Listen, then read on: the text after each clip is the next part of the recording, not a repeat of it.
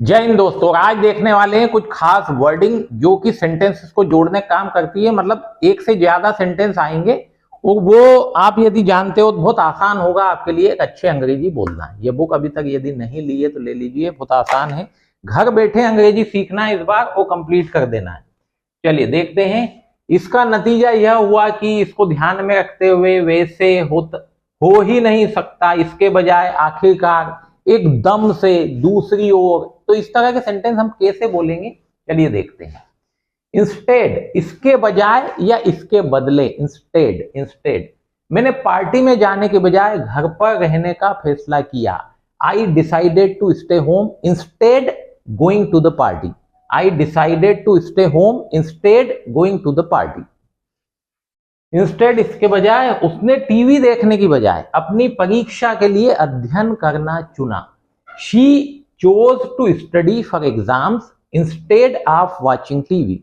She chose, ये choose की second form है। She chose to study for her exam instead of watching TV.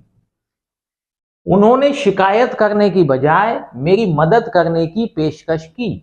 He offered to help me. He offered to help me instead of complaining. Instead of complaining. अभी करना क्या है, बार बार मेरे साथ दोहराना है ताकि ये आसान हो जाए बोलना। बस की प्रतीक्षा करने की बजाय हम स्टेशन पर चले गए। Instead of waiting for the bus. Instead of waiting for the bus, we walked to the station. We walked to the station. After all. Second one is after all. आखिरकार, आखिरकार यह आपका निर्णय है। After all it's your decision. After all it's your decision. हमें उसकी मदद करनी चाहिए, आखिरकार वह हमारा दोस्त है। We should help him after all he is our friend. We should help him after all he is our friend. आखिरकार वे वही हैं जिन्होंने परियोजना शुरू की थी। After all they are the ones who started the project. After all, they are the ones who started the project.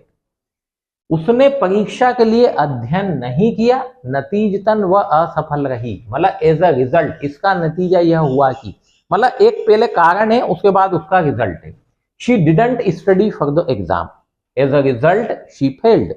She didn't study for the exam. As a result, she failed. Company ने अपनी कीमतें बढ़ाई, नतीजतन बिक्री कम हो गई। The company increased its prices. The company increased its prices. As a result, sales dropped. Sales dropped.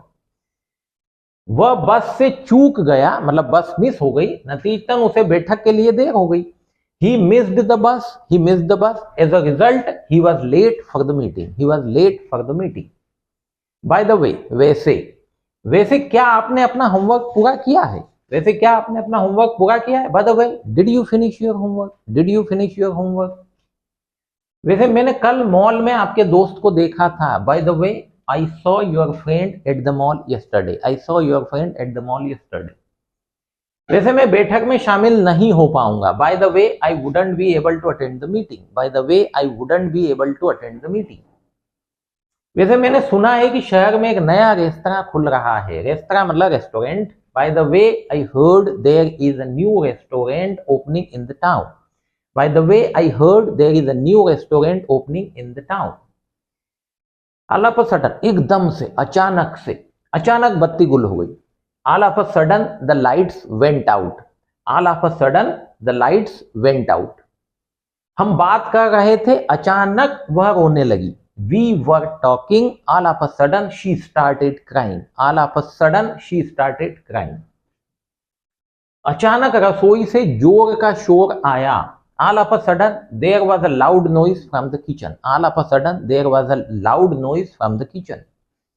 अचानक मौसम बदल गया और बारिश होने लगी। All of a sudden, the weather changed and it started to rain. All of a sudden, the weather changed and it started to rain. वह बाहरी गतिविधियों से प्यार करती है, दूसरी ओर उसका भाई घर के अंदर रहना पसंद करता है। मतलब अपोजिट सेंस है। ऑन दी अदर हैंड, दूसरी ओर। She loves outdoor activities. She loves outdoor activities. On the other hand, her brother prefers staying indoors. On the other hand, her brother prefers staying indoors. मुझे शहर में रहने में आनंद मिलता है।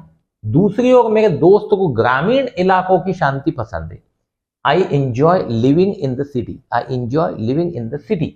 On the other hand my friend loves the peace of the countryside. Countryside मतलब गांव वाला जो एरिया होता है शहर से दूर, उसको बोलते हैं countryside. On the other hand my friend loves the peace of the countryside. On the other hand film मनोरंजक थी, दूसरी ओर पुस्तक बहुत गहरी और विचार उत्तेजक थी। The movie was entertaining, the movie was entertaining. On the other hand the book was much deeper and thought provoking. On the other hand the book was much deeper and thought provoking. इसको ध्यान में रखते हुए, मतलब कोई चीज को पहले से माइंड में रखना है, उसके बाद कुछ काम करना है। तो with that in mind, with that in mind. मौसम का पूर्वानुमान कल बारिश की भविष्यवाणी करता है, इस बात को ध्यान में रखते हुए हमें छतरियां ले चलना चाहिए।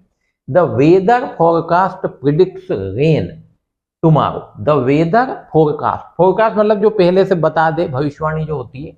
The weather forecast predicts rain tomorrow. With that in mind, इसको ध्यान में रखते हुए, with that in mind we should carry umbrellas, we should carry umbrellas. Company को वित्तीय कठिनाइयों का सामना करना पड़ रहा है, इस बात को ध्यान में रखते हुए वे लागत को कम करने की योजना बना रहे हैं। The company is facing financial difficulties, the company is facing financial difficulties.